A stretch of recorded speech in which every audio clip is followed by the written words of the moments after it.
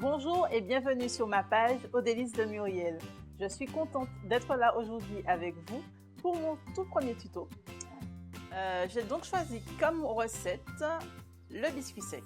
Pourquoi? Parce que j'estime que c'est une recette qui est simple et facile à réaliser. Pour ce faire, il nous faut 225 g de farine, 100 g de sucre semoule, une pincée de fleur de sel. Si vous n'en avez pas, ce n'est pas grave, utilisez le sel classique de table, un peu de cannelle, 100 g de beurre et enfin un œuf entier. Premièrement, nous allons commencer par mélanger les éléments secs. Donc, à savoir la farine, la cannelle. J'utilise mon fouet pour mélanger. Y ajouter le beurre. À l'aide du beurre, je vais pouvoir commencer à sabler ma pâte. Donc, le principe du sablage est d'incorporer la totalité du beurre à la farine. Je vais utiliser mon sucre semoule. Je vais y ajouter mon œuf entier. Mélanger.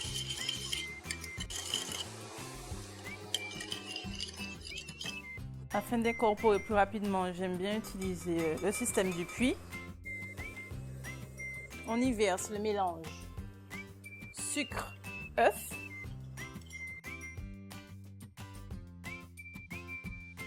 Pour finir, on ajoute la pincée de sel afin maintenant de lui donner en fait un aspect homogène. Maintenant, il ne vous reste plus qu'à fraiser la pâte avant de la réserver au frais pendant au moins 30 minutes. Nous prenons un peu de farine afin de fleurir notre plan de travail. Vous placez votre boule de pâte et vous appliquez le fraisage. Une fois, deux fois, c'est bon. D'étaler.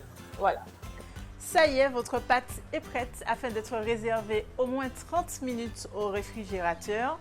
Elle sera plus facile à manipuler pour la suite de la recette. Voilà, notre pâte est totalement refroidie. J'ai procédé au préchauffage de mon four thermostat 6 ou 180 degrés. Et là maintenant, nous pouvons passer à la baisse de la pâte.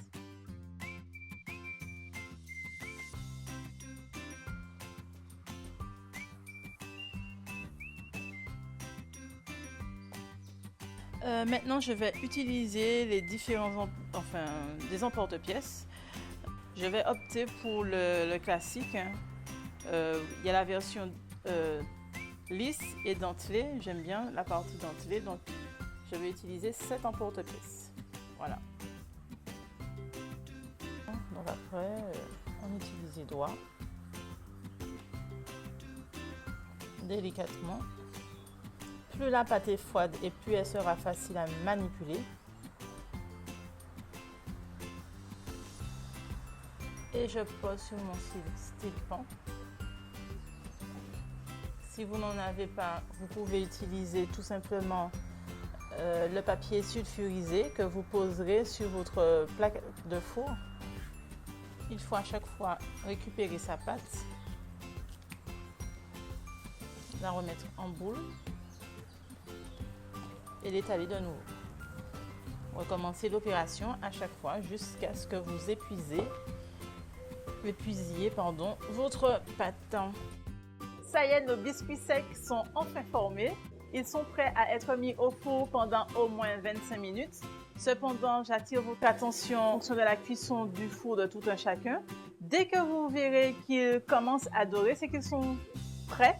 Et à ce moment-là, vous pourrez les sortir du four et les laisser tranquillement tiédir avant de les manipuler.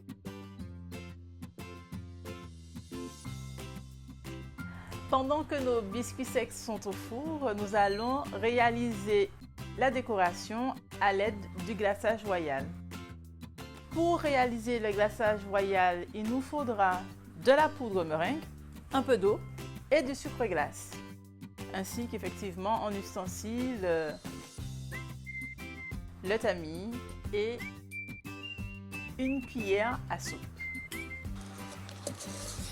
on utilisera une cuillère à café de poudre meringue. Voilà.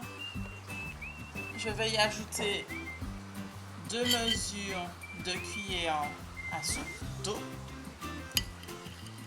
Donc, je mélange afin d'incorporer totalement ma poudre à l'eau. Le but est d'obtenir comme un petit lait, comme on dit. Voilà. Maintenant que notre petit lait il est prêt, que la poudre meringue est bien incorporée au lait, on va progressivement ajouter le sucre glace tamisé. On incorpore le sucre glace progressivement. Le but est de chercher une texture, comment je vais dire ça, un peu onctueuse. D'ailleurs, on voit la différence entre la couleur de départ de la préparation et la couleur maintenant après avoir ajouté le sucre glace. En fait, le mélange il devient blanc. Il prend la couleur du sucre glace et il devient blanc, comme ça. On fait notre cuisse. Ouais. Enfin, nos biscuits sont cuits. Comme je le disais précédemment, laissez-les quand même tiédir avant toute manipulation. Nous allons maintenant passer à la décoration à l'aide du glaçage. Nous allons utiliser le glaçage avec la couleur naturelle, blanche. On y trempe le biscuit.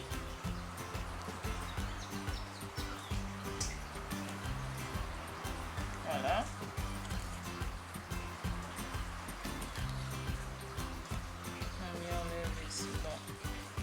Et après, on peut décorer, comme j'ai dit, avec les petits sucres colorés. Hein. Là, on opte pour le rose, par exemple. Voilà, ça fait des petites décos sympas. Bon, il y a d'autres couleurs qui sont tombées. Ou sinon, si on ne veut pas, si on veut colorer du moins notre glaçage, on peut. Comme je vous ai dit, soit le colorant alimentaire en gel, celui-là c'est en poudre. Comme il est super concentré, donc même pas une petite pincée, c'est bon. Voilà. Que l'on trouve en commerce spécialisé.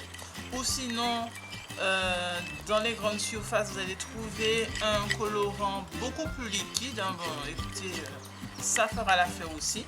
Ma fille qui est fan du rose, elle aimerait. Pareil, entrons. C'est vrai qu'il ne faut pas avoir peur de se salir les doigts. J'utilise la cuillère, mais aussi à la spatule, hein, plate. Pareil, vous pouvez laisser tel quel, ou bien vous pouvez y ajouter du sucre aussi, coloré. Là, je fais du bleu. Comme vous voulez, faites-vous plaisir.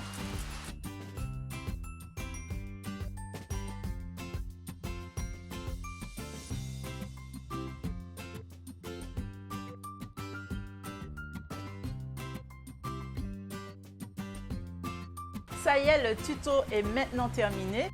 J'espère qu'il vous aura plu. Si vous avez des interrogations, n'hésitez pas à me les laisser par écrit sur la page Aux Délices de Muriel. À bientôt.